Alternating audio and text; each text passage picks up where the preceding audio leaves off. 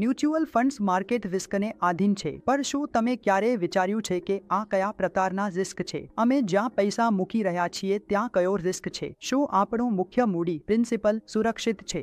શું આપણને વળતર મળશે? કેટલો રિસ્ક લઈએ તો કેટલું વળતર મળશે? વધારે રિસ્ક વધારે રિટર્ન, ઓછો રિસ્ક ઓછો રિટર્ન, આ બધું શું છે? રિસ્ક કેવી રીતે આપણા વળતરોને અસર કરે છે? શું આપણું મુખ્ય મૂડી પ્રિન્સિપલ ગુમાવવાની પણ શક્યતા છે?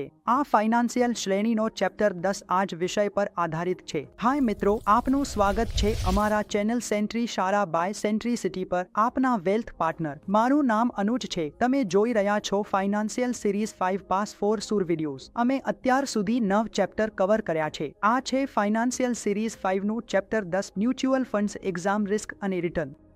આજે આપણે રિસ્ક વિશે વાત કરીશું. કયા મ્યુચ્યુઅલ ફંડમાં કેટલો રિસ્ક છે? કઈ મ્યુચ્યુઅલ ફંડ સ્કીમમાં કેટલો રિસ્ક છે? ઇક્વિટી એ મ્યુચ્યુઅલ ફંડ્સની એક કેટેગરીમાં કેટલો રિસ્ક છે?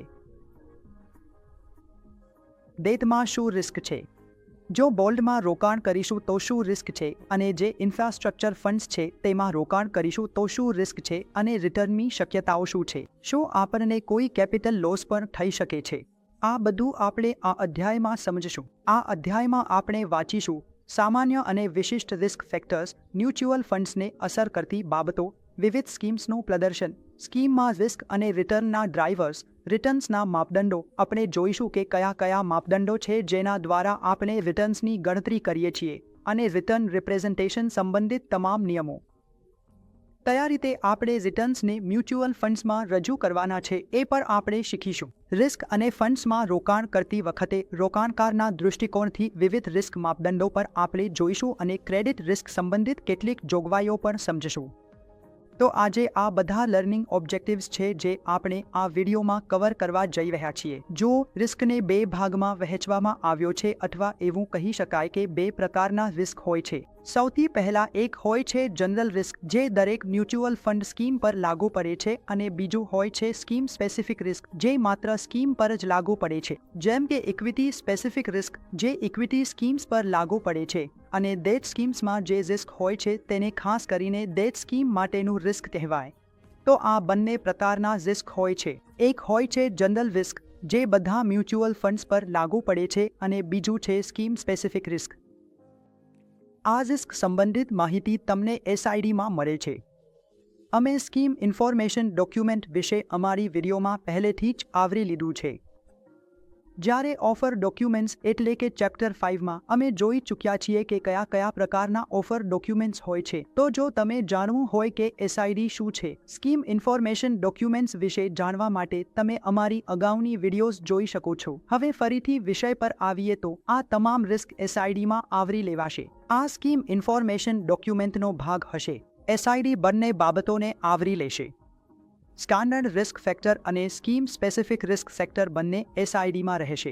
હવે આપણે વાત કરીએ કેટલાક જનરલ રિસ્ક ફેક્ટર્સની, એટલે કે એવા કયા રિસ્ક છે જે તમામ સ્કીમ્સ અને મ્યુચ્યુઅલ ફંડ્સ પર લાગુ પડે છે.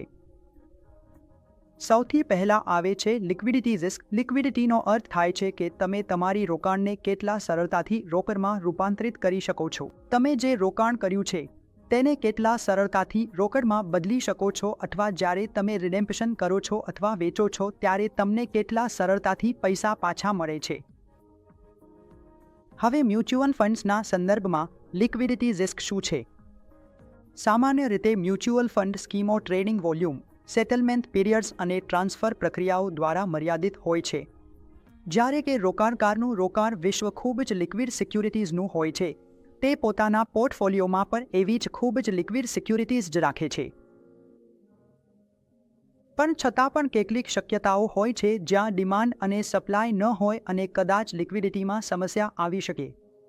કોઈ કંપની સ્પેસિફિક ફેક્ટર આવી ગયો છે, કોઈ માર્કેટ સ્પેસિફિક ફેક્ટર આવી ગયો છે, તો એ ખાસ સિક્યુરિટીના ભાવ, ડિમાન્ડ અને સપ્લાય પર અસર પડી છે, અથવા તમે વેચવા માંગો છો તો ખરીદદારો નથી. હવે જો તમારે ખરીદવું હોય તો કોઈ વેચનાર નથી. તો ક્યારેક મ્યુચ્યુઅલ ફંડ્સમાં લિક્વિડિટી સમસ્યાઓ આવી જાય છે. લિક્વિડ જનરલ આ સામાન્ય જોખમ છે, આવી શકે છે અને કદાચ ન પણ આવે. પર આપણું યુનિવર્સ એટલું મોટું છે, એટલું લિક્વિડ છે કે જોવામાં આવ્યું છે કે આ સમસ્યા બહુ ઓછી આવે છે. પર આ બધું કહ્યા પછી આપણને એ જાણવું જોઈએ કે લિક્વિડિટી શું છે અને લિક્વિડિટી જોખમ શું છે અને કયા ફેક્ટર્સ છે જે લિક્વિડિટી પર અસર કરે છે. ટ્રેડિંગ વોલ્યુમ, સેટલમેન્ટ પીરિયડ્સ અને ટ્રાન્સફર પ્રક્રિયા.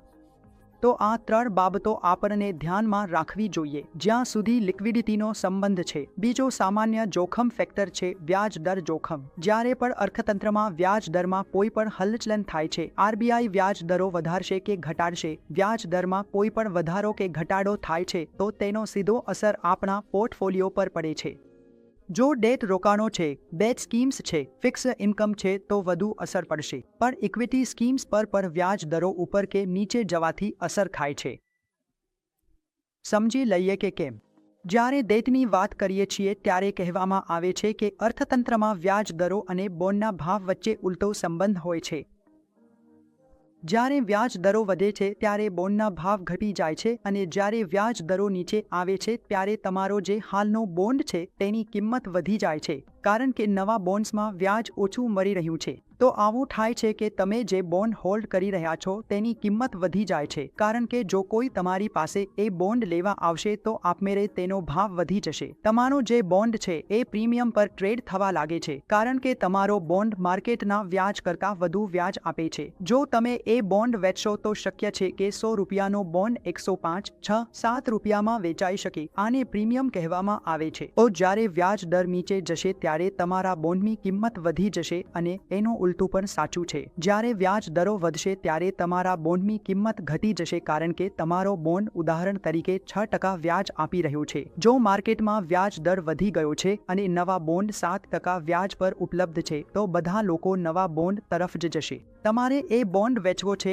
અને નવો બોન્ડ લેવા છે તો તમને એને ડિસ્કાઉન્ટ પર જ વેચવું પડશે. જેમ કે ની ફેસ વેલ્યુ હોય તો શક્ય છે કે એ 95 રૂપિયા, 94 રૂપિયા, 96 રૂપિયા પર વેચવો પડે. આ કારણે વ્યાજ દરોમાં જે હલનચલન થાય છે તેનો સૌથી વધુ અસર ડેટ સ્કીમ્સ પર પડે છે. જ્યારે વ્યાજ દરો વધે છે ત્યારે એ ઇક્વિટીઝ અને સંબંધિત ક્ષેત્રોને પણ પસંદ નથી આવતું, એટલે કે ઇક્વિટી માર્કેટને પણ એ ગમતું નથી. જોયું જાય છે કે ટૂંકા ગાળામાં માર્કેટ ખૂબ જ વોલેટાઇલ બની જાય છે. જ્યારે આરબીઆઈ વ્યાજ દરો વધારી દે છે અથવા માર્કેટમાં વ્યાજ દરો વધવાનું દૃશ્ય જોવા મળે છે ત્યારે માર્કેટમાં સતત વ્યાજ દરો વધે છે ત્યારે એ ઇક્વિટી માર્કેટને ગમતું નથી.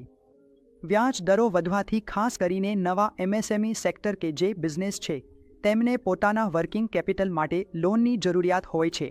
નવા બિઝનેસ કે જેને શરૂ કરવું છે તેમના માટે નવી લોન વધુ મોંઘી પડી જાય છે કારણ કે વ્યાજ દરો વધી ગયા છે એટલે તેમની ઈએમઆઈ પણ વધી જશે. તો જ્યારે લોન મોંઘી થઈ જાય છે ત્યારે નવા પ્લેયર્સ માર્કેટમાં પ્રવેશ કરે છે અથવા હાલના પ્લેયર્સ પણ જેમને લોન લેવી છે તેઓ પણ ક્યાંક ને ક્યાંક પોતાના પ્રોગ્રામ્સને મોડું કરી દે છે. આ કારણસર કંપનીની નફાકારકતા પર ઘટી જાય છે અને સીધો અસર જીડીપી પર પણ પડે છે. ક્યાંક ને ક્યાંક જેટલા વધુ બિઝનેસ શરૂ થશે એટલા વધુ સામાન્ય માલ અને સેવાઓનું ઉત્પાદન થશે અને એટલી જ વધુ અમારી અર્થવ્યવસ્થા આગળ વધશે. પણ જો વ્યાજ દરો કોઈ અર્થવ્યવસ્થામાં વધી રહ્યા હોય અથવા સતત વધી રહ્યા હોય તો એ ક્યાંક ને ક્યાંક અસર કરે છે હાલની કંપનીઓની નફાકારકતા પર અને નવી કંપનીઓ શરૂ થવામાં પણ. એટલા માટે જ જોવામાં આવ્યું છે કે વ્યાજ દરો એક બહુ મોટો ફેક્ટર છે. ખાસ કરીને ડેટમાં એ વધુ અસર કરે છે પર ઇક્વિટીમાં પણ એની અસર પડે છે. પુનઃરોકાણના જોખમ પર નજર નાખો. જ્યારે આપણે કોઈ એસેટ ક્લાસમાં રોકાણ કરીએ ત્યારે શક્ય છે અમુક કેશ ફ્લો મરી જાય. ઉદાહરણ તરીકે જો આપણે ડેટ સ્કીમમાં રોકાણ કર્યું છે તો આપણે કોઈ બોન્ડ ખરીદ્યો છે. હવે બોન્ડમાં આપણને કેશ ફ્લોઝની શ્રેણી મળે છે. એક નિશ્ચિત કૂપન આપણને મળે છે. ઉદાહરણ તરીકે એક બોન્ડ છે, ₹1 લાખનો બોન્ડ છે. જો એ આપણને 10% વ્યાજ આપે છે અને ક્વાર્ટરલી ચૂકવે છે તો આપણે દર ત્રિમાસિકે 2.5% મેળવી રહ્યા છીએ. તો હવે આપણને જે 2.5% એટલે કે 2,500 રૂપિયા દર ત્રિમાસિકે મળી રહ્યા છે એ શક્ય છે કે આપણે એ જ 10% વ્યાજે ફરીથી રોકાણ ન કરી શકીએ. શક્ય છે કે બજારમાં વ્યાજ દર ઘટી જાય. તો આને રિઇન્વેસ્ટમેન્ટ રિસ્ક કહેવામાં આવે છે. એટલે કે તમારી સિક્યોરિટીમાંથી મળતા પૈસા ફરીથી એ જ yieldપર રોકાણ કરવાની અસમર્થતા જે yieldપર તમે પહેલા રોકાણ કર્યું હતું. તો આને રિઇન્વેસ્ટમેન્ટ રિસ્ક કહેવામાં આવે છે, પણ તેનો ખાસ મોટો અસરકારક અસર નથી. પણ હા, ગણિતીય રીતે જો તમે જુઓ તો હા, તેનો અસર આવે છે. પોલિટિકલ રિસ્ક એક બહુ મોટો ફેક્ટર છે. ફરીથી, રિસ્ક એ એક ચિંતાનો વિષય છે. પોલિટિકલનો અર્થ એ છે કે માર્કેટને એક સ્થિર સરકાર જોઈએ છે. કોઈ પણ અર્થતંત્રમાં જો સ્થિર સરકાર હોય તો માર્કેટને એ પસંદ આવે છે. સ્થિર સરકારના બધા પ્રોજેક્ટ્સ પર સ્થિર રહેશે. અથવા જો દરેક 5 વર્ષે સરકાર બદલાઈ રહી હોય તો એ પણ ઇક્વિટી માર્કેટ્સને અથવા માર્કેટને ક્યાંક ને ક્યાંક પસંદ નથી આવતું, કારણ કે હાલના પ્રોજેક્ટ્સ પર અટક આવી જાય છે. નવી સરકાર આવે છે ત્યારે એ પોતાના નવા પ્રોજેક્ટ્સ સાથે આવે છે. તો ઇક્વિટી માર્કેટ સંવેદનશીલ છે. રાજકીય બદલાવને લઈને કોઈ પણ રાજકીય બદલાવ થાય છે અને એ મોટા રાજ્યો પર પણ આધાર રાખે છે. કોઈ મોટું રાજ્ય હોય, આંતરિક રાજ્યમાં ચૂંટણી હોય, તો પણ માર્કેટ એનું ખૂબ ધ્યાનથી નિરીક્ષણ કરે છે. ઇક્વિટી માર્કેટ્સ માટે, જો માર્કેટ એવું માને છે કે આ પ્રકારનો રાજકીય બદલાવ થવો જોઈએ અને જો એ નથી થતો, અથવા આ પ્રકારનો રાજકીય બદલાવ ન થવો જોઈએ અને એ થઈ જાય છે, તો એ માર્કેટ્સ પર નકારાત્મક અસર કરી શકે છે. ટૂંકા સમયગાળા માટે તો અસર થઈ શકે છે, પણ જો લાંબા સમયગાળાની વાત કરીએ તો જો તમારી જીડીપી સારી રીતે વધી રહી છે, તમારી અર્થવ્યવસ્થા સારી ચાલી રહી છે અને તમારી કંપનીઓની કમાણી પણ સારી છે, તો એટલો મોટો અસર જોવા મળતો નથી. પણ જો તમે ટૂંકા ગાળામાં જુઓ તો રાજકીય પરિબળો ખરેખર તમારા રિટર્ન્સને અસર કરી શકે છે. આર્થિક વૃદ્ધિની વાત કરીએ તો જો અર્થવ્યવસ્થામાં મંદી આવી જાય અથવા ફિસ્કલ ડેફિસિટ વધી જાય, આ બધું અર્થવ્યવસ્થાને થોડું ધીમી કરી દે છે. જીડીપી વૃદ્ધિ દરમાં અટક આવી જાય છે. જીડીપી પર ધીમે ધીમે વધે છે. તો ઘણી બધી બાબતો છે જે અર્થવ્યવસ્થાને નકારાત્મક રીતે અસર કરે છે. આ બધાને આર્થિક જોખમ કહેવામાં આવે છે. આગળ છે વિદેશી ચલણ જોખમ. એવું થઈ શકે છે કે તમારી કરેલી રોકાણ અથવા અમારા મ્યુચ્યુઅલ ફંડ સ્કીમ્સમાં ડોમિનેટેડ હોય અથવામાં તેની મૂલ્યાંકન થયેલી હોય.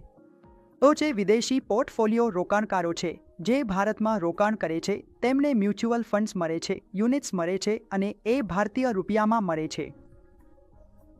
અને એવું થઈ શકે છે કે ચલણની હલચલને કારણે ઓછી માંગ અને પુરવઠા હોવાને કારણે વાસ્તવમાં તેમને તેમની ચલણમાં એટલી કિંમત ન મળે, ઓછી મળે અથવા વધારે મળે. તો તેમના માટે, એટલે કે વિદેશી પોર્ટફોલિયો રોકાણકારો માટે, ભારતમાં રોકાણ કરવું એ એક પ્રકારનો જોખમ છે. કારણ કે ભારતીય મ્યુચ્યુઅલ ફંડ સ્કીમ્સ બધી રૂપિયામાં ડોમિનેટેડ છે અને જો તેમની ચલણ રૂપિયા સામે ઘટી જાય છે તો રિડેમ્પશન સમયે, જો તેમણે 100 રૂપિયાની રિડેમ્પશન કરી છે અને તેમની ચલણ 2% જેટલી ઘટી ગઈ છે, ઉદાહરણ તરીકે, તો શક્ય છે કે તેમને 98 રૂપિયા જ મળે. અહીં રિટર્ન તો બન્યો છે, પણ ચલણના અસંતુલનને કારણે તેમનો રિટર્ન ઓછો થઈ ગયો છે. વધુ પણ થઈ શકે છે, એટલે આને વિદેશી ચલણ જોખમ કહેવામાં આવે છે. તમારા યુનિટ્સના ટ્રાન્ઝેક્શન સાથે જોડાયેલ જોખમ જે સ્ટોક એક્સચેન્જ મારફતે થાય છે. આજે આપણે સ્ટોક એક્સચેન્જ મારફતે યુનિટ્સ ખરીદીએ છીએ. મ્યુચ્યુઅલ ફંડ્સ માટે નું સ્ટાર છે અને નું સ્ક્મેફ છે. બંનેમાં આ જોખમ નથી. હું એ નથી કહું કે આ જોખમ છે. પણ ક્યારેક કોઈ પણ પ્લેટફોર્મ પર કોઈ પર મુશ્કેલી આવી શકે છે. ઓર્ડર પ્રોસેસિંગમાં, સેટલમેન્ટમાં, ક્લિયરિંગ કોઓપરેશનમાં, ડેટા મોકલવામાં, તો અહીં થોડું જોખમ સામેલ છે, પણ મોટાભાગના ટ્રાન્ઝેક્શન ખૂબ જ સ્મૂથલી પ્રોસેસ થાય છે. પણ જો ક્યારે કોઈ જોખમ આવી જાય તો તેને યુએનઆઈએસ, ઇમડી, એસ્કો, બીએસ્કોને સામાન્ય જોખમ કેટેગરીમાં રાખવામાં આવે છે. અને આપણે આ જાણવું જોઈએ. અને મ્યુચ્યુઅલ ફંડ્સનો આ પર કોઈ કંટ્રોલ નથી. મ્યુચ્યુઅલ ફંડ કંપનીઓનો પર નહીં, કારણ કે પ્રોસેસિંગ તો બીએસઈ અને એનએસઈ કરે છે. તેથી ક્યારેક જો વ્યવહારમાં વિલંબ થાય છે તો મ્યુચ્યુઅલ ફંડ્સ તેના વિશે કંઈ કરી શકતા નથી. હું મ્યુચ્યુઅલ ફંડ કંપનીની વાત કરી રહ્યો છું, તો આ પણ એક પ્રકારનો જોખમ છે. આ તો હતા સામાન્ય જોખમના ઘટકો જે બધી સ્કીમ્સ પર લાગુ પડે છે. હવે આપણે વાત કરીએ સ્કીમ સ્પેસિફિક જોખમના ઘટકોની, જેમાં સૌથી પહેલા આવે છે ઇક્વિટી અને ઇક્વિટી સંબંધિત ઇન્સ્ટ્રુમેન્ટ્સ સાથે જોડાયેલ જોખમ. જો કે ઇક્વિટીમાં જ્યાં પૈસા જાય છે અથવા ઇક્વિટી સંબંધિત ઇન્સ્ટ્રુમેન્ટ્સમાં પૈસા જાય છે, ત્યારે જ્યારે આપણે ઇક્વિટીમાં રોકાણ કરીએ છીએ ત્યારે આપણને શું જોખમ છે? શું અમારું પોર્ટફોલિયો માઇન્સમાં પણ જઈ શકે છે? શું અમારું મૂડી ગુમાવવાની શક્યતાઓ પણ છે કે આપણે કેટલું જોખમ લઈએ તો કેટલો રિટર્ન મળશે? ચોક્કસ જોખમ છે. વ્યક્તિ મેજર કેવી રીતે બને છે, ચાલો આ બધું સમજીએ. ઇક્વિટી અને ઇક્વિટી સંબંધિત ઇન્સ્ટ્રુમેન્ટ્સ ખૂબ જ વોલેટાઇલ છે અને રોજબરોજની કિંમતમાં બદલાવ માટે સંવેદનશીલ છે. એમની કિંમતમાં આવતો ફેરફાર રોજના ધોરણે થાય છે, જે ડિમાન્ડ અને સપ્લાય પર આધારિત હોય છે. કોઈ પણ ઇક્વિટી હોય, કોઈ પણ કંપનીની હોય, કોઈ પણ માર્કેટ કન્ડિશન હોય. ઉદાહરણ તરીકે હું SBI બેંકની વાત કરું. જો SBIમાં આજે સારી ડિમાન્ડ છે અથવા માર્કેટ જે અપેક્ષા રાખતી હતી તે મુજબ સારા પરિણામ આવ્યા છે, તો સ્ટોક ઝડપથી ઉપર જશે અને રોકાણકારોને સારા રિટર્ન મળશે. પણ જો ક્વાર્ટરલી પરિણામો સારા આવ્યા નથી, તો શક્ય છે કે એ સ્ટોક નીચે આવી જાય અથવા કંપનીની કમાણી સતત વધતી નથી અથવા કોઈ કારણસર કંપનીને નુકસાન થઈ રહ્યું છે, તો એ પણ તમારા પોર્ટફોલિયો પર અસર કરશે. એટલા માટે ફંડ મેનેજરો ખૂબ જ ડ્યુ ડિલિજન્સ કરીને તમારા માટે પોર્ટફોલિયો પસંદ કરે છે. કેટલાક રિસ્ક એવા છે જેને ફંડ મેનેજર પોતાની ક્ષમતા વડે તમારા રિસ્કને ડાયવર્સિફાય અથવા ઓછું કરી શકે છે. કેટલાક રિસ્ક એવા છે જેને આપણે ઓછા કરી શકતા નથી. એ આગળ વધશે એ શું હોય છે? પર એસ ફોર એસ ઇક્વિટીઝમાં આ જ ચિંતાનો મુદ્દો છે કે તેમાં વોલેટિલિટી છે. એના ભાવ હંમેશા બદલાતા રહે છે અને એ આર્થિક પરિસ્થિતિઓ પર આધાર રાખે છે. ફરીથી આપણે રાજકીય પરિસ્થિતિઓની પણ વાત કરી હતી. એ પરિસ્થિતિઓ અને વ્યાજ દરો પર આધાર રાખશે. તો અર્થતંત્રમાં કંઈ થાય, સૌથી પહેલો અસર ઇક્વિટી માર્કેટ્સ પર આવે છે. 2008માં સબપ્રાઇમ સંકટ આવ્યું હતું. એનો અસર આપણા ઇક્વિટી પર પડ્યો હતો. પછી 2014માં NDA સરકાર આવી ત્યારે અમારી ઇક્વિટી વધારી હતી. 2008માં સબપ્રાઇમ સંકટથી ઇક્વિટી ઘટી ગઈ હતી અને તાજેતરમાં કોવિડનું ઉદાહરણ લો તો 2020માં કોવિડ આવ્યો. ઇક્વિટી માર્કેટ તૂટી પડી હતી. લગભગ 35% સુધી, 10,000ની નિફ્ટી 7,500 સુધી આવી ગઈ હતી. પણ પછી ફરીથી ખૂબ જ સારી રીતે યુ-ટર્ન લીધો કારણ કે આપણા ફંડામેન્ટલ્સ મજબૂત છે. પણ ફરીથી ટૂંકા ગાળામાં ઇક્વિટી અને ઇક્વિટી સંબંધિત સાધનો જોખમી અને અસ્થિર હોય છે. આ માટે જ કહેવામાં આવે છે કે જ્યારે તમે ઇક્વિટીમાં રોકાણ કરો ત્યારે તમારો દૃષ્ટિકોણ લાંબા ગાળાનું રાખો. એક અર્થતંત્રને તેનો બિઝનેસ ચક્ર પૂર્ણ કરવા દો. મંદી, પુનઃપ્રાપ્તિ, મંદાવસ્થાની તમામ પરિસ્થિતિઓ પછી 8 વર્ષમાં ઇક્વિટીઝ તમને સારું પ્રદર્શન આપી શકે છે. આવું જોવા મળ્યું છે કે જો કોઈ વ્યક્તિ 10 વર્ષ સુધી ઇક્વિટીમાં રોકાયેલો રહે છે, તો તેને નકારાત્મક રિટર્ન મળવાનો ચાન્સ ખૂબ જ ઓછો હોય છે. આ માટે જ જો તમે ઇક્વિટીમાં રોકાણ કરો છો તો લાંબા ગાળે રોકાયેલા રહો અને આ જ ઇક્વિટીમાં રહેલા જોખમ વિશે મેં તમને સમજાવ્યું. હવે આપણે શોર્ટ સેલિંગ સાથે જોડાયેલા જોખમની વાત કરીએ.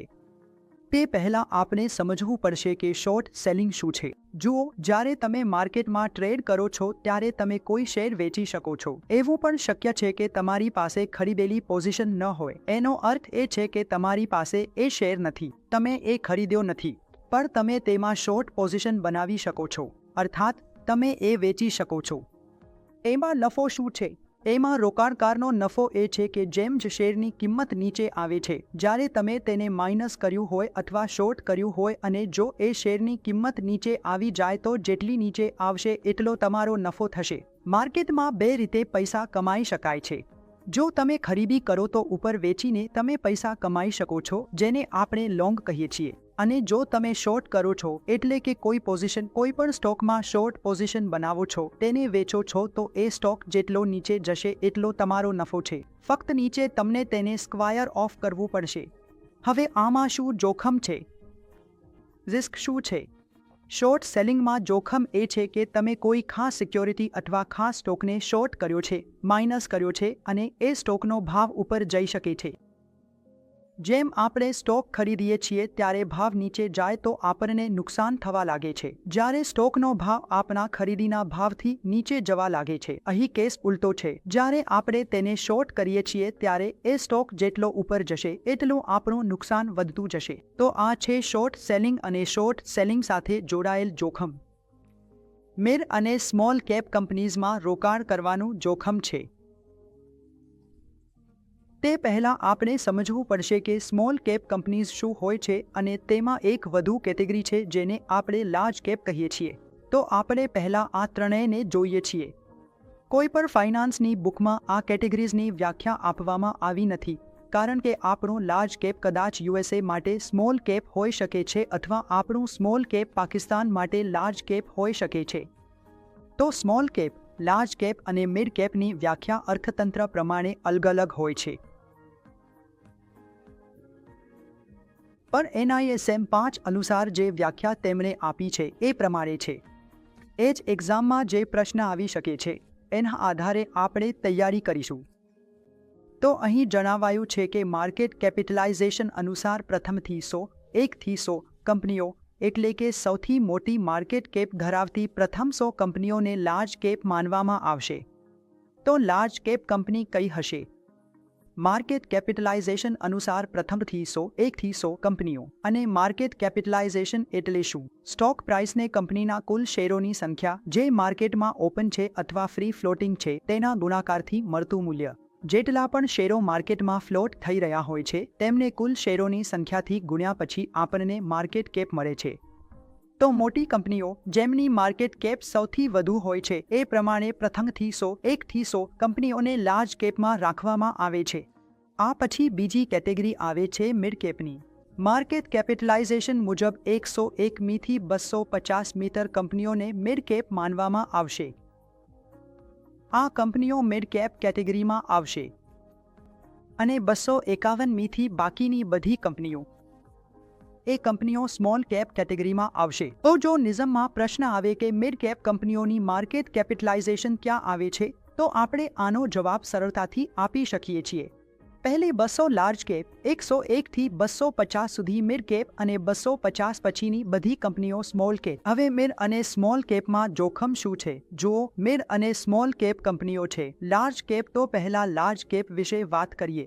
લાર્જ કેપ એ કંપનીઓ છે જે બહુ મોટી બની ગઈ છે. આ કંપનીઓ નાણાકીય અને ફંડામેન્ટલી મજબૂત છે, જેઓનું અસ્તિત્વ લગભગ 20 થી 25 વર્ષથી છે. હવે તેમના સ્ટોક પ્રાઇસે બહુ સારું રિટર્ન આપી દીધું છે. હવે તેમને એ વૃદ્ધિ જાળવી રાખવી છે. જો તમે તેમના સ્ટોક પ્રાઇસનો ચાર્ટ જુઓ તો તે બહુ જ ઝડપથી ઉપર જઈ રહ્યો હશે. પણ હવે તેમની વૃદ્ધિ સામાન્ય દરે વધશે, કારણ કે હવે તેઓ એટલા મોટા લાર્જ કેપ બની રહ્યા છે. મિડ કેપ કંપનીઓ એ છે જે આગામી લાર્જ કેપ બનવાની છે. તેમનો પ્રોડક્ટ માર્કેટમાં આવી ગયો છે. પ્રોડક્ટ સારી રીતે ચાલી રહ્યો છે. તેમના મૂડીદારોને હવે રિટર્ન મળવા લાગ્યા છે. કંપનીઓને નફો આવવા લાગ્યો છે અને આગળ જતાં તેમની કમાણી વધુ વધશે અને આગામી 5 થી 10 વર્ષમાં એ કંપની લાર્જ કેપ બની જશે. જ્યારે સ્મોલ કેપ એથી પણ નાની કંપનીઓ હોય છે એ હવે સારી રીતે સ્થાપિત કંપનીઓ બની ગઈ છે. તેમણે પાસે પોતાનો વિચાર છે.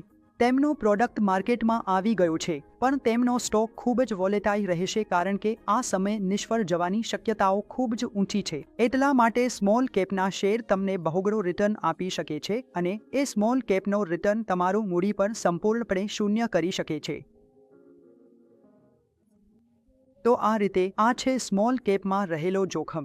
મિડ કેપના સ્ટોક પર વોલેટાઇલ રહેશે, પણ એટલા નહીં જેટલા સ્મોલ કેપના રહેશે. અને લાર્જ કેપના સ્ટોકમાં વધુ લિક્વિડિટી હોવાને કારણે ઓછું વોલેટાઇલ રહેશે. એક લાર્જ કેપના સ્ટોકને હલાવવું બહુ મુશ્કેલ છે, કારણ કે લાર્જ કેપમાં જેટલી મોટી કંપનીઓ હોય છે એટલા જ વધુ તેમના શેરની સંખ્યા હોય છે. એટલા જ વધુ શેર માર્કેટમાં ટ્રેડ થાય છે અને ખરીદનાર અને વેચનાર પર બહુ સારી રીતે મળે છે. લિક્વિડિટી બહુ હોય છે, પણ છતાં પણ બહારના પરિબળો અને મોટા પરિબળોના કારણે અહીં વોલેટિલિટી રહે છે.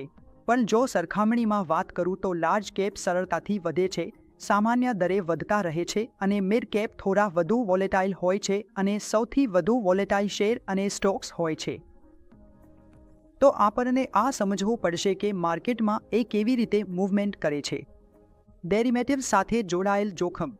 જો કોઈ મ્યુચ્યુઅલ ફંડ કંપની SBI અને RBI પાસેથી ડેરિવેટિવમાં રોકાણ કરવાની પરવાનગી લે છે અને જો તેને પરવાનગી મળી જાય છે તો કેટલીક હદ સુધી તે ડેરિવેટિવમાં રોકાણ કરી શકે છે. પર મિત્રો, હું તમને કહું છું કે ડેરિવેટિવ્સ એ વિધ્વંસક હથિયારો છે.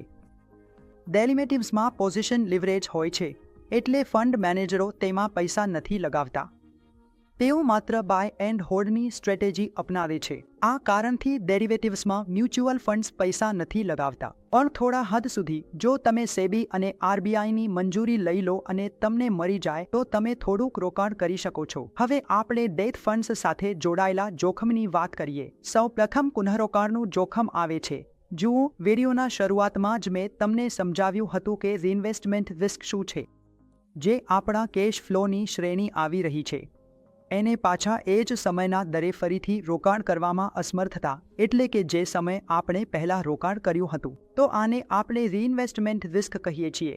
બોન્ડમાં આપણને કેશ ફ્લોની શ્રેણી મળે છે, તો એ કેશ ફ્લોને ફરીથી એ જ દરે રોકાણ ન કરી શકવું. જો બજારમાં રસ ઓછો થયો હોય તો આ પુનઃરોકાણનું જોખમ છે. પછી આવે છે વ્યાજ દરનો જોખમ. મેં વિડીયોમાં સમજાવ્યું છે કે બોન્ડની કિંમત અને માર્કેટના વ્યાજ દર વચ્ચે વિપરીત સંબંધ હોય છે. જો બોન્ડની કિંમત ઉપર જાય છે તો વ્યાજના દરો ઉપર જાય તો બોન્ડની કિંમત નીચે આવશે અને એનું ઉલટું પણ સાચું છે. રેટિંગ માઇગ્રેશન જોખમ. જ્યારે કોઈ પણ ડેટ સિક્યુરિટી હોય છે તેની એક રેટિંગ હોય છે AAA થી લઈને D સુધી. AAA સૌથી સુરક્ષિત માનવામાં આવે છે અને D એટલે ડિફોલ્ટ. તો આ વચ્ચે રેટિંગ હોય છે. જ્યારે આપણે કોઈ પણ ડેટ સિક્યુરિટીમાં રોકાણ કરીએ છીએ, ઉદાહરણ તરીકે તેની રેટિંગ A છે અથવા A+ છે અને સમયગાળા દરમિયાન તેની રેટિંગ ડાઉનગ્રેડ થઈ રહી છે, તો ફરીથી એ જોખમ આપણને સહન કરવું પડશે. એ જોખમ ડેટ સિક્યુરિટીમાં આવી જશે. તો આને રેટિંગ માઇગ્રેશન રિસ્ક કહેવામાં આવે છે. આમાં જોખમ શું છે? ક્રેડિટ ડિફોલ્ટનું જોખમ છે.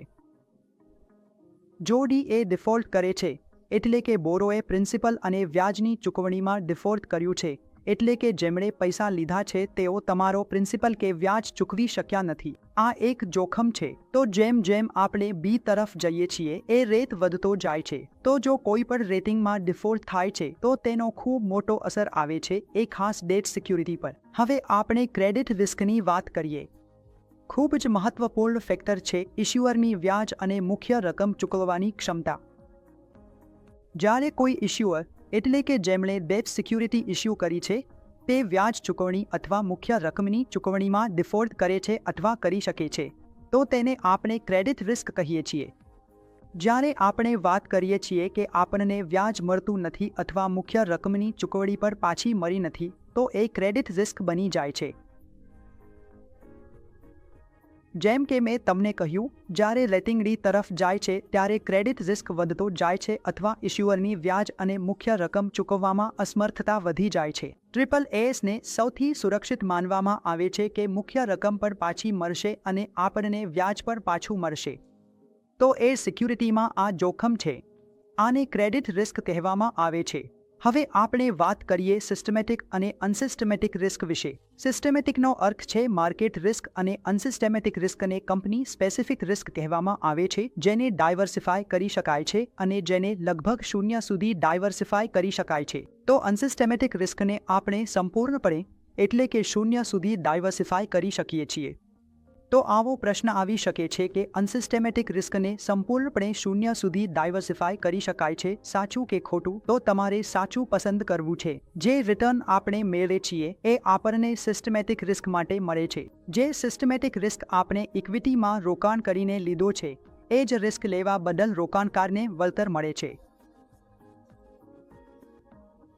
તો તેને આપણે સિસ્ટમેટિક રિસ્ક કહીએ છીએ, જેને આર્થિક રિસ્ક પણ કહેવાય છે. આપણી સિક્યોરિટી આખી અર્થવ્યવસ્થા પર આધારિત છે અને તેના પર અસર આવવી જ છે. આ રિસ્કને તમે ડાયવર્સિફાય કરી શકતા નથી. એટલે વ્યવસ્થિત જોખમને બજાર જોખમ કહેવામાં આવે છે કે જો બજારમાં જોખમ આવે જેમ કે કોવિડ, તો બજાર ઘટશે. તેથી તેને વ્યવસ્થિત જોખમ કહેવામાં આવે છે, જેને વૈવિધ્યકૃત કરી શકાતું નથી. તમે આને ડાયવર્સિફાય કરી શકતા નથી. પણ ખાસ રિસ્ક, એટલે કે કોઈ એક કંપનીમાં કોઈ ખાસ રિસ્ક હોય છે, એવી કંપનીને પોર્ટફોલિયોમાં ન રાખીને તમે એ રિસ્કને ડાયવર્સિફાય કરી શકો છો. તો કંપની સ્પેસિફિક રિસ્ક આપણો દૂર થઈ શકે છે, ડાયવર્સિફાય થઈ શકે છે. પણ માર્કેટ રિસ્ક, જે સિસ્ટમેટિક રિસ્ક છે, એ ડાયવર્સિફાય કરી શકાય તેમ નથી અને આપણે સિસ્ટમેટિક રિસ્કને બીટા દ્વારા ગણતરી કરીએ છીએ. એ પણ આગળ સમજીશું. ઇક્વિટી યોજનાઓના પ્રદર્શનને અસર કરતા પરિબળો. હવે આપણે વાત કરીએ કે કયા ફેક્ટર્સ છે જે ઇક્વિટી સ્કીમ્સના પરફોર્મન્સને અસર કરે છે. સૌથી પહેલા આવે છે સ્ટોક સિલેક્શન. ફંડ મેનેજર જે સ્ટોક્સને તમારા પોર્ટફોલિયોમાં પસંદ કરે છે તેમની ગુણવત્તા શું છે? જુઓ, હું સ્પષ્ટ કરી દઉં કે બધા ફંડ મેનેજરો CFA ચાર્ટર હોલ્ડર્સ છે. Charter financial analyst CFA institute USAમાંથી. તેઓ ખૂબ જ કુશળ અને લાયકાત ધરાવતા લોકો છે. તેઓ દરેક સ્ટોક પસંદ કરવા માટે ખૂબ ઊંડો સંશોધન કરે છે. તેઓ કંપનીના ઓપરેશનલ વિસ્તારમાં જાય છે, કંપનીના ટોપ મેનેજમેન્ટને મળે છે અને કંપનીની બધી બેલેન્સ શીટ્સ અને ફાઇનાન્શિયલ સ્ટેટમેન્ટ્સ જુએ છે. આ બધું કર્યા પછી તેઓ રોકાણના વિશ્વમાંથી અને સ્ટોક્સના વિશ્વમાંથી એક સ્ટોક પસંદ કરે છે. પછી તમારા માટે સ્ટોક્સનું અથવા તે ખાસ સ્કીમનું એક પોર્ટફોલિયો તૈયાર કરવામાં આવે છે જેમાં તમારું પૈસા રોકવામાં આવે છે. આ રીતે તમારી જે રોકાણ છે તે ફંડ મેનેજર સંભાળે છે. તો મ્યુચ્યુઅલ ફંડ સ્કીમ્સના જે ફેક્ટર્સ છે, ખાસ કરીને ઇક્વિટી મ્યુચ્યુઅલ ફંડ સ્કીમની કામગીરી પર ઘણો અસર કરે છે કે તેમાં કેવી રીતે ગુણવત્તાવાળા સ્ટોક્સ લેવામાં આવ્યા છે. અને ફંડ મેનેજર જે વિશ્લેષણ કરે છે એ બે પ્રકારના વિશ્લેષણ હોય છે. એક તો છે ફંડામેન્ટલ એનાલિસિસ અને બીજી છે ટેકનિકલ એનાલિસિસ. ચાલો જોઈએ અને સમજીએ કે બંને શું છે. જ્યારે આપણે કંપનીના ફાઇનાન્શિયલ સ્ટેટમેન્ટ્સનું મૂલ્યાંકન કરીએ છીએ તેને ફંડામેન્ટલ એનાલિસિસ કહે છે કે કંપનીના ફંડામેન્ટલ્સ કેવી છે. કંપની પાસે પૂરતો રોકડ છે, કંપની ફંડામેન્ટલી ખૂબ જ મજબૂત છે, કંપની પાસે જે મુખ્ય પ્રોજેક્ટ્સ છે તે પૂરતા છે અને આ પ્રોજેક્ટ્સમાં કંપનીની ભાગીદારી ચાલુ છે જે તેમનું ફોરવર્ડ પણ છે. ભવિષ્યમાં વૃદ્ધિ છે અથવા કમાણીમાં વૃદ્ધિ છે તે ખૂબ જ સ્થિર છે અને આવતી રહેશે. તો આ કંપનીઓમાં બધું ફંડામેન્ટલ રિસર્ચ છે જ્યાં ફંડામેન્ટલ્સ સામેલ છે. કંપનીની બેલેન્સ શીટ વાંચીને તમે કહી શકો છો કે કંપની કેટલી મજબૂત છે. આ બધું ફંડામેન્ટલનો ભાગ છે. હવે ટેકનિકલ વિશ્લેષણ આવે છે. ટેકનિકલ એનાલિસિસમાં આપણે ચાર્ટ્સ, ભાવ અને વોલ્યુમને ધ્યાનમાં રાખીને ભાવની હલચલને સમજવાનો પ્રયાસ કરીએ છીએ કે ભાવની આ હલચલ પર શું અસર પડી રહી છે અને આગળ જઈને શું થઈ શકે છે. જ્યારે આપણે શોર્ટ ટર્મ ઇન્વેસ્ટમેન્ટની વાત કરીએ છીએ ત્યારે શક્ય છે કે ટેકનિકલ એનાલિસિસ ઓછું કરીએ, પણ જે લોંગ ટર્મ ઇન્વેસ્ટમેન્ટ છે તે હંમેશા ફંડામેન્ટલ્સ પર જ આધારિત હોય છે. કંપનીના ફંડામેન્ટલ્સ સારા છે, ગ્રોથ સારી છે, અર્નિંગ્સ સારી હોય તો તમને સારો રિટર્ન મળશે. લાંબા ગાળામાં ટેકનિકલ એનાલિસિસ મુખ્યત્વે શોર્ટ ટર્મ ઇન્વેસ્ટર્સ માટે હોય છે, ટ્રેડર્સ માટે હોય છે, એટલે તેઓ મોટાભાગે ટેકનિકલ પર ધ્યાન આપે છે અને ચાર્ટમાં જોઈ લે છે. ચાર્ટને જજ કરવાની કોશિશ કરે છે. પ્રાઇસ અને વોલ્યુમ જોવામાં આવે છે. જો કોઈ સિક્યુરિટીમાં હાઈ વોલ્યુમ સાથે સેલિંગ આવી છે તો એવું માનવામાં આવે છે કે ટૂંકા ગાળામાં એ સિક્યુરિટી વધુ પડી શકે છે અથવા ઘટી શકે છે. તો આ રીતે ટેકનિકલ એનાલિસિસમાં ઘણી બધી બાબતો હોય છે. પણ NISM અનુસાર આ 3-4 લાઈનો જે મેં તમને સમજાવી છે એ જ આપણને સમજવી છે. આખી વધુ ઊંડાણમાં જવું નથી. પ્રશ્ન પર બિલકુલ સીધો આવે છે અને અમારી વિડીયો બનાવવાનો મુખ્ય હેતુ એ જ છે કે તમને NISM ક્લિયર કરાવવું. તો આ ડેફિનિશન તમને ખબર હોવી જોઈએ અને એટલું જ પૂરતું છે માર્કેટ NISMનું આ એક્ઝામ ક્લિયર કરવા માટે. હવે આપણે ફંડામેન્ટલ્સ જોઈએ. કોઈ કંપનીને જજ કરવા માટે આપણે કઈ બાબતો જોઈએ છીએ? આપણે EPS, price two earning ratio, dividend yield, price earning growth ratio, book value પર શેર જોઈ શકીએ છીએ. આ 3-4 બાબતો જોઈને આપણે કંપનીના ફંડામેન્ટલ્સને જજ કરી શકીએ છીએ. હવે એક કરીને જોઈએ કે આ શું છે. આ વિષય પર ચોક્કસ પ્રશ્નો આવે છે અને આ અધ્યાય ખૂબ જ મહત્વપૂર્ણ છે. આ અધ્યાયમાંથી 8 થી 10 પ્રશ્નો આવી શકે છે. આ અધ્યાયમાંથી 12 થી 13% એટલે કે 12 થી 13 પ્રશ્નો પર આવી જાય છે. તો આજે હું તમને જે કંઈ પણ સમજાવી રહ્યો છું તેને ખૂબ જ ધ્યાનથી સમજવું પડશે, દરેક વાતને, કારણ કે આ અધ્યાય ખૂબ જ મહત્વપૂર્ણ છે. ચાલો સમજીએ કે કયા કયા ફંડામેન્ટલ પાસા છે જેને જોઈને આપણે કંપનીમાં રોકાણ કરી શકીએ છીએ. સૌથી પહેલો વિકલ્પ આવે છે EPS એટલે કે અર્નિંગ્સ પર શેર, એટલે કે નેટ પ્રોફિટ આફ્ટર ટેક્સને કુલ આઉટસ્ટેન્ડિંગ શેરની સંખ્યાથી ભાગે. ક્યારેક સીધો પ્રશ્ન પર પૂછાઈ જાય છે કે આ કંપનીનો EPS કાઢો. તમને બે વસ્તુઓ આપવામાં આવી હોય છે. કંપનીનો નેટ પ્રોફિટ આપવામાં છે અને કુલ આઉટસ્ટેન્ડિંગ શેરની સંખ્યા આપવામાં છે. તો તમે પ્રોફિટને શેરની સંખ્યાથી ભાગી દો, તમને અર્નિંગ્સ પર શેર મળી જશે. સાદી ભાષામાં આ આપણને બતાવે છે કે કંપનીએ કેટલો રિટર્ન જનરેટ કર્યો છે. જેટલો એક શેર કોઈ રોકાણકાર પાસે છે તો દરેક શેર પર તેને કેટલો રિટર્ન મળ્યું. તો સ્પષ્ટ રીતેથી આપણને ખબર પડે છે કે દરેક શેર પર કેટલી કમાણી થઈ. એક રોકાણકારે જે એક શેર રાખ્યો છે, કંપની એ શેર પર કેટલું પૈસા કમાઈ રહી છે. આને EPS કહેવામાં આવે છે. હવે આપણે પ્રાઇસ ટુ અર્નિંગ રેશિયો વિશે વાત કરીએ, જેને કહેવામાં આવે છે માર્કેટ પ્રાઇસ પર શેર ભાગ્યા EPS. કંપનીનો સ્ટોક પ્રાઇસ જે માર્કેટમાં ચાલી રહ્યો છે તેને જો આપણે થી ભાગીએ તો આપણને પ્રાઇસ ટુ અર્નિંગ્સ મળી જશે. રેશિયોનો ફોર્મ્યુલા છે માર્કેટ પ્રાઇસ પર શેર ભાગ્યા EPS. સીધો પ્રશ્ન આવી શકે છે કે તમને આ વસ્તુ કાઢવી છે. પ્રાઇસ ટુ અર્નિંગ રેશિયો એટલે શું? મૂળરૂપે આ આપણને બતાવે છે કે કંપનીમાં 1 રૂપિયો કમાવવા માટે આપણને કેટલા રૂપિયા લગાવવા પડે છે. સામાન્ય રીતે જ્યારે આપણે રેશિયો વિશે વાત કરીએ છીએ ત્યારે આપણે કોઈપણ કંપનીની ભવિષ્યની કમાણીમાં રોકાણ કરી રહ્યા હોઈએ છીએ. એટલા માટે આપણેની પ્રોજેક્શન, તેની ફોરવર્ડની પ્રોજેક્શન જોવી જોઈએ કે કંપનીની કમાણી કેટલી છે. અને સામાન્ય રીતે જ્યારે આપણેની વાત કરીએ છીએ ત્યારે એ જોવામાં આવે છે કે તેના બેન્ચમાર્ક અથવા પિયર કંપનીની સામે તમારી વેલ્યુએશન વધારે તો નથી થઈ ગઈને. જો તમારી કંપનીનું ઉદાહરણ તરીકે તમારી કંપનીનો 20 છે અને માર્કેટનો 15 છે, તો તમારી કંપની થોડી ઓવરવેલ્યુડ માનવામાં આવશે. પ્રાઇસ ટુ અર્નિંગ એટલે કે તમારી કંપનીમાં 1 રૂપિયો કમાવવા માટે ઇન્વેસ્ટર્સને વધારે રોકાણ કરવું પડી રહ્યું છે અને તમારી જે પિયર કંપની છે ત્યાં ઓછું રોકાણ કરીને તેમને વધારે રિટર્ન મળી રહ્યું છે. પણ બીજી બાજુ હાઈ પીનો અર્થ એ પણ થઈ શકે છે કે કંપનીમાં ઊંચા વૃદ્ધિની શક્યતાઓ છે અને કંપનીના ગ્રોથ પ્રોસ્પેક્ટ્સ સારા છે, એટલે કે કંપની આવનારા સમયમાં સારું કરી શકે છે. એટલા માટે પી વધારે પર હોઈ શકે છે. અને લો પીનો એક અર્થ એ પર હોઈ શકે છે કે કંપનીની અગાઉની કામગીરી એટલી સારી રહી નથી. પણ સામાન્ય રીતે એવું માનવામાં આવે છે કે જે કંપનીનું પી વધારે છે એ થોડી મોંઘી છે અને વેચી દેવી જોઈએ, જ્યારે જે કંપનીનું પી ઓછું છે એ અંડરવેલ્યુડ છે, એટલે એ ખરીદવી જોઈએ. આ સામાન્ય રીતે કહેવાય છે. હવે બુક વેલ્યુ પર શેરની વાત કરીએ. નેટ વર્થને કુલ શેરની સંખ્યાથી ભાગ્યા પછી જે આવે છે એ બુક વેલ્યુ પર શેર છે. આ એનો સંકેત છે કે દરેક શેર કંપનીના હિસાબ કિતાબ મુજબ કેટલો મૂલ્યવાન છે.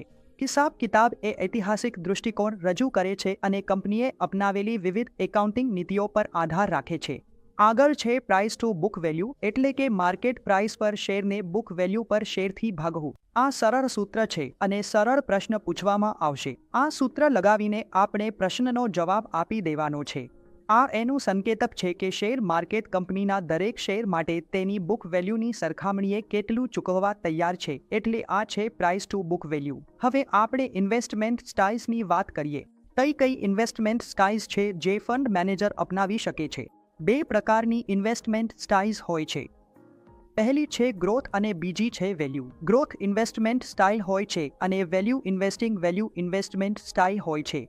ચાલો સમજીએ કે બંને શું છે. જ્યારે આપણે ગ્રોથ ઇન્વેસ્ટમેન્ટ સ્ટાઇલની વાત કરીએ છીએ ત્યારે હાઈ ગ્રોથ કંપનીઓ આવે છે. જે કંપનીમાં વધવા માટેના ચાન્સીસ વધારે હોય છે તેને ગ્રોથ ઇન્વેસ્ટમેન્ટ સ્ટાઇલમાં રાખવામાં આવે છે. આવી કંપનીઓનો પી રેશિયો, EPS, બુક વેલ્યુ અને શેર ભાવ સામાન્ય રીતે ઊંચા જ રહે છે, કારણ કે તેમની ગ્રોથની શક્યતાઓ વધારે હોય છે. ભવિષ્યમાં તેમની વૃદ્ધિ ખૂબ જ ઝડપથી થઈ શકે છે અને ઘણા માર્કેટ પ્લેયર્સ આ ગ્રોથ સ્ટોક્સ એક્યુમ્યુલેટ કરવામાં રસ ધરાવે છે. એટલા માટે જેમ કે મેં તમને કહ્યું, તેમના વેલ્યુએશન્સ પર ઊંચા હોઈ શકે છે. હવે આપણે વેલ્યુ સ્ટોક્સની વાત કરીએ. જુઓ, વેલ્યુ સ્ટોક્સ પર ખૂબ જ સારા ફંડામેન્ટલ સ્ટોક્સ હોઈ શકે છે, પણ માર્કેટે એ ખાસ સ્ટોકની કિંમતને ઓળખી નથી અથવા સાચી રીતે ઓળખી નથી. જેમ કે ઉદાહરણ તરીકે આપણે ITC લઈ શકીએ. ખૂબ સારી કંપની છે, પણ ઘણા વર્ષો સુધી સ્ટોક પ્રાઇસ 200 થી 220 પર રહ્યો. છેલ્લા 1.5 વર્ષમાં એ સ્ટોક પ્રાઇસ ઝડપથી ઉપર આવ્યો છે અને લગભગ 450ના લેવલ પર ટ્રેડ થઈ રહ્યો છે. એટલે જ વેલ્યુ સ્ટોકમાં લાંબા ગાળાના રોકાણ માટે રોકાણ કરવું ખૂબ ફાયદાકારક છે. જેટલા પણ મોટા રોકાણકારો થયા છે તેઓ બધા વેલ્યુ ઇન્વેસ્ટર્સ છે. તેઓ કંપનીની કિંમત પર જ રોકાણ કરે છે. કંપનીના વેલ્યુએશન સારા છે, લાંબા ગાળાના ભવિષ્ય માટે પણ તે સારી છે, તેમની કમાણીની આગાહી પણ સારી છે. એટલા માટે વેલ્યુ સ્ટોક્સમાં રોકાણ કરવું ખૂબ જ સારું માનવામાં આવે છે. આ તો હતી રોકાણની શૈલીઓ, ગ્રોથ અને વેલ્યુ. હવે આપણે પોર્ટફોલિયો બિલ્ડિંગની પદ્ધતિ વિશે વાત કરીએ, જેમાં ફંડ મેનેજર કયા રીતે પોર્ટફોલિયો બનાવે છે. તો એ 2 રીતે થાય છે, એક તો બોટમ અપ અને બીજું ટોપ ડાઉન પદ્ધતિ. જ્યારે આપણે ટોપ ડાઉન પદ્ધતિની વાત કરીએ છીએ ત્યારે સૌથી પહેલા ફંડ મેનેજર કોઈ પણ અર્થવ્યવસ્થાના આર્થિક પરિમાણો ચકાસે છે. મોંઘવારી, વ્યાજ દરો, GDP, મોનેટરી પોલિસી અને અન્ય જે પણ અમારા નાણાકીય અને આર્થિક પરિમાણો છે એ તમામ પરિમાણો પર આર્થિક સ્થિતિને જજ કરીને ફંડ મેનેજર ટોપ ડાઉન પદ્ધતિ શરૂ કરે છે. સૌથી પહેલા એ અર્થવ્યવસ્થાને જજ કરે છે.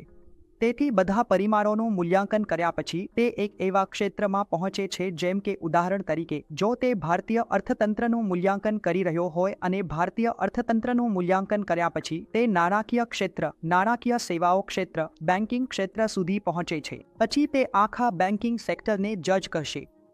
આરબીઆઈને જોશે આપણા બેન્કો કેવી રીતે મોનિટર થાય છે અને બેન્કો કેવી રીતે સ્થિત છે, બેંકની કમાણી શું છે, ફ્યુચર ગ્રોથ શું છે.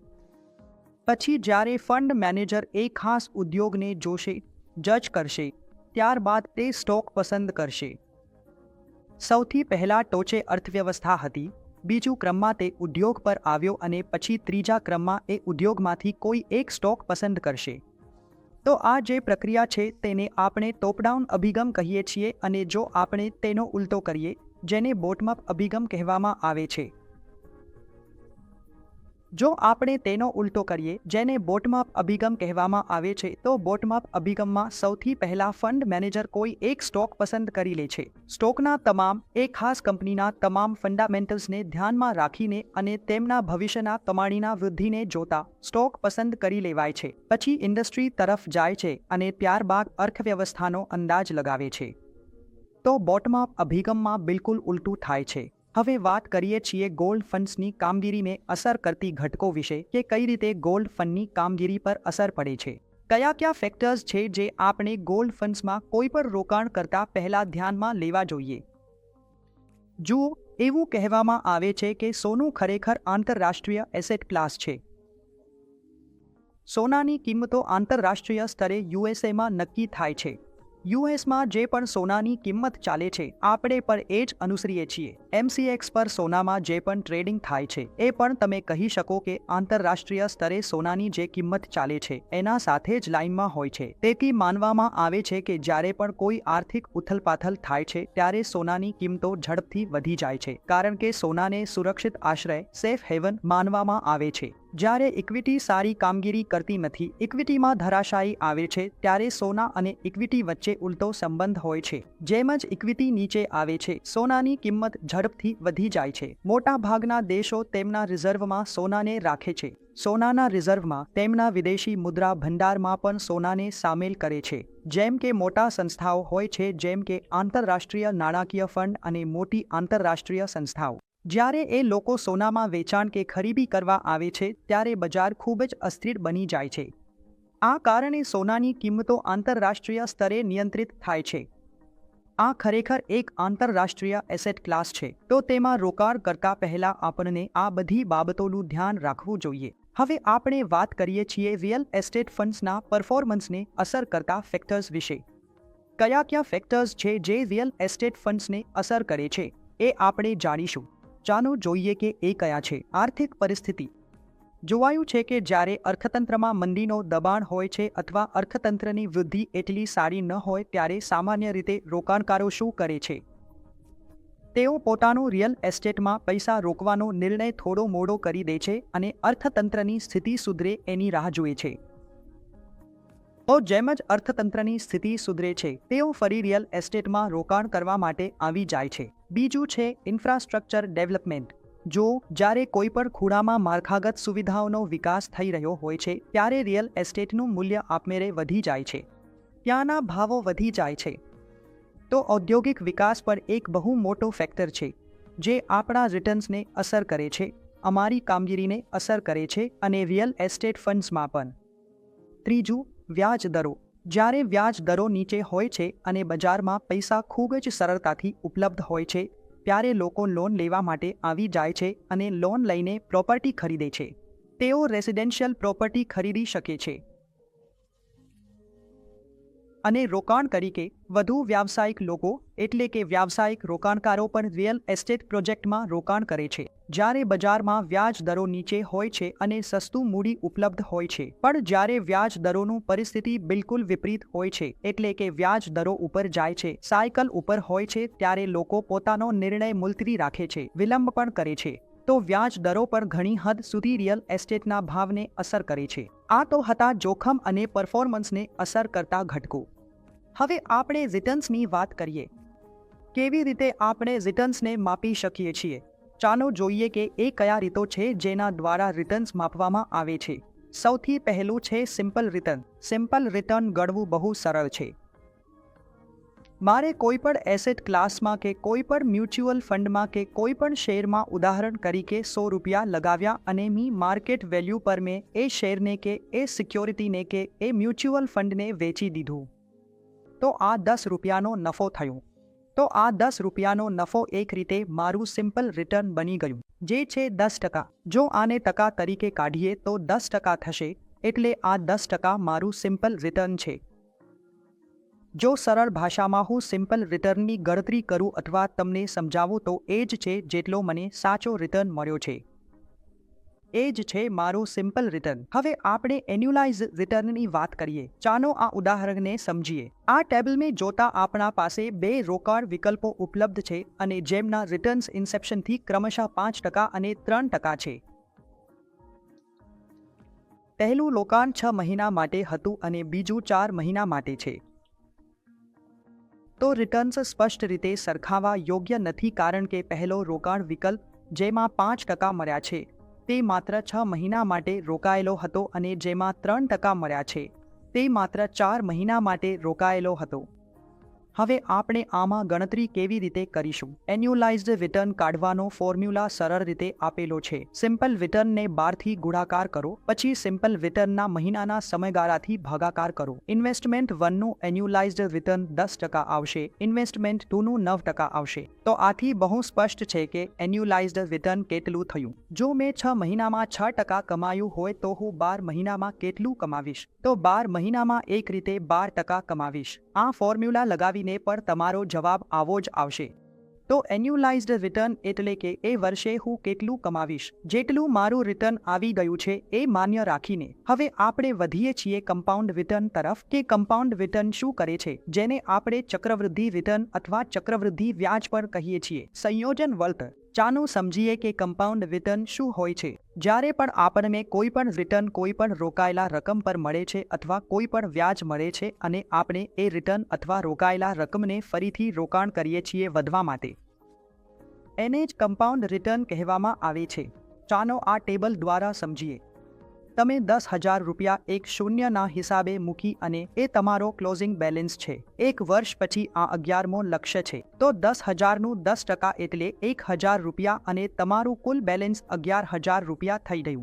બીજા વર્ષે તમારા જે 11,000 રૂપિયા હતા એ પર ફરી 10% રિટર્ન મળશે, એટલે કે એમાં 1,100 રૂપિયા ઉમેરાઈ જશે. તો 12,100 એ નેટ અમાઉન્ટ અને ત્રીજા વર્ષે 12,100 પર તમને ફરી તેનો 10% મળશે, એટલે કે ફરી 1,200 રૂપિયા મળશે. તો કુલ 13,310 રૂપિયા થાય છે. તો તમે 10,000 રૂપિયા લગાવ્યા હતા અને એ હવે 13,310 રૂપિયા થઈ ગયા છે. આ એક રીતે કમ્પાઉન્ડિંગ થયું છે. આ તમને કમ્પાઉન્ડ રિટર્ન મળ્યો છે. કેવી રીતે 10,000 રૂપિયા 13,300 રૂપિયા થઈ ગયા? તો આ કમ્પાઉન્ડ રિટર્ન્સ થઈ રહ્યા છે. તમારા રિટર્ન્સ અહીં કમ્પાઉન્ડિંગ થઈ રહી છે. અહીં કમ્પાઉન્ડ થઈ રહ્યા છે એટલે કમ્પાઉન્ડમાં જે પણ વ્યાજ કે કેપિટલ ગેઇન્સ છે એ તમારા રોકાયેલા રકમ સાથે ફરીથી રોકાઈ જાય છે. હવે આપણે કમ્પાઉન્ડેડ એન્યુઅલ ગ્રોથ રેટ વિશે વાત કરીએ. મ્યુચ્યુઅલ ફંડ કમ્યુનિકેશનમાં કમેનું નામ તો સાંભળ્યું જ હશે, જેને આપણે કમ્પાઉન્ડ એવરેજ ગ્રોથ રેટ કહીએ છીએ. ચાલો સમજીએ કે શું છે. કમ્પાઉન્ડ એવરેજ ગ્રોથ અને એ એવરેજ રેટ છે જેમાં કોઈ રોકાણ એક મૂલ્યમાંથી બીજું મૂલ્ય એક નિશ્ચિત સમયગાળામાં પહોંચે છે. તમારી પાસે એક સમયગાળો હોય છે જેમાં શરૂઆતનું મૂલ્ય હોય છે કોઈ સિક્યુરિટીનો અને માર્કેટ મૂલ્ય જે પણ હોય છે તેનું. રોકાણના સમયગાળાના અંતે પર મૂલ્ય હોય છે, એટલે તમને આમાં 2 મૂલ્યોની જરૂર પડે છે અને એ રિટર્નનો દર, એ એવરેજ રેટ ઓફ રિટર્ન, જેના આધારે તમારું રોકાણ એ સમયગાળામાં દર વર્ષે વધ્યું છે તેને કહેવામાં આવે છે. ચાલો ઉદાહરણ તરીકે સમજીએ. જેમ કે કોઈ સ્ટોકની કિંમત 100 રૂપિયા પરથી 121 રૂપિયા 2 વર્ષમાં વધી જાય છે, તો તેનો કૈગર 10% આવશે. અર્થાત 100 રૂપિયા પહેલા વર્ષ પછી 110 રૂપિયા થાય છે અને પછી એ 110 રૂપિયા ફરીથી એક શૂન્યના હિસાબે વધે તો એ 121 રૂપિયા થઈ જાય છે. તો આ જે રેટ છે એ એવરેજ રેટ છે, જેના આધારે તમારી માર્કેટ વધે છે. એ રેટને આપણે કૈગર કહીએ છીએ. આ તો થયા રિટર્નના માપદંડો. હવે આપણે રિસ્કના માપદંડની વાત કરીએ. અમે કેવી રીતે ગણિતીય રીતે રિસ્કની ગણતરી કરીએ છીએ. સૌથી પહેલા આવે છે વેરિયન્સ. વેરિયન્સ શું હોય છે, એની ગણતરી કેમ કરવામાં આવે છે, ચાલો આ ઉદાહરણ દ્વારા સમજીએ કે આપેલી ટેબલમાં બે સ્કીમ્સ છે જેમના માસિક રિટર્ન છે. સ્કીમ અનું માસિક વળતર 5%, બીજા મહિનામાં 4%, પછી ત્રીજા મહિનામાં 5% અને ચોથા મહિનામાં ફરીથી 6% છે. એટલે કે સ્કીમ 2 5માંથી 5%, 10% અને 5%. તો તમે જોઈ શકો છો કે સ્કીમ 1 થોડીક વધુ સ્થિર છે. સ્કીમ 1નો સરેરાશ રિટર્ન 5% છે અને સ્કીમ 2નો સરેરાશ રિટર્ન 3.75% છે. પણ સ્કીમ 2ની વોલેટિલિટી જુઓ. બીજા મહિને પહેલા મહિને 5% છે, પર બીજા મહિને એ -5% થઈ જાય છે અને ત્રીજા મહિને એ ફરીથી +10% થઈ જાય છે અને ચોથા મહિને એ ફરીથી 5% થઈ જાય છે. તો આ રિટર્નમાં એટલી વોલેટિલિટી છે. આમાં એટલો જ વેરિયન્સ છે. જ્યારે આપણે તેનો વેરિયન્સ ગણતરી કરીશું ત્યારે તે 0.7 આવશે. સ્કીમ 1 સાથે સ્કીમ 2ની સરખામણી કરો તો જુઓ કેટલો વધારે છે, 30.5 છે. તો આપણે કઈ સ્કીમ પસંદ કરીશું? એ જ સ્કીમ પસંદ કરીશું કે જેના વેરિયન્સ સૌથી ઓછા હશે, એટલે કે જેના રિટર્ન સૌથી ઓછા ફેરફાર કરે છે તેને આપણે પસંદ કરીશું. સામાન્ય રીતે આ ટૂલ્સ બે ફંડ્સની સરખામણી કરવા માટે ઉપયોગમાં લેવાય છે અને આપણે વેરિયન્સ કાઢી શકીએ છીએ. MS એક્સેલનો ફોર્મ્યુલા ઉપયોગ કરીને, ફોર્મ્યુલા તમારા સામે છે. આનો ઉપયોગ કરીને આપણે વેરિયન્સ કાઢી શકીએ છીએ. ફરીથી, વેરિયન્સ એ રિસ્કનો એક માપદંડ છે અને તે બંને ઇક્વિટી અને ડેટ સ્કીમ્સ માટે લાગુ પડે છે. પર ખૂબ જ મહત્વપૂર્ણ મુદ્દો એ છે કે વેરિયન્સ એ રિસ્કનું એવું માપદંડ છે જે બંને ડેટ અને ઇક્વિટી સ્કીમ્સ માટે લાગુ પડે છે. હવે આપણે સ્ટાન્ડર્ડ ડિવિએશન વિશે વાત કરીએ. વેરિયન્સની જેમ સ્ટાન્ડર્ડ ડિવિએશન પર રિસ્ક અને ગણિતને માપે છે. વાત કરીએ તો સ્ટાન્ડર્ડ ડિવિએશનને વેરિયન્સનું સ્ક્વેર રૂટ કહેવામાં આવે છે.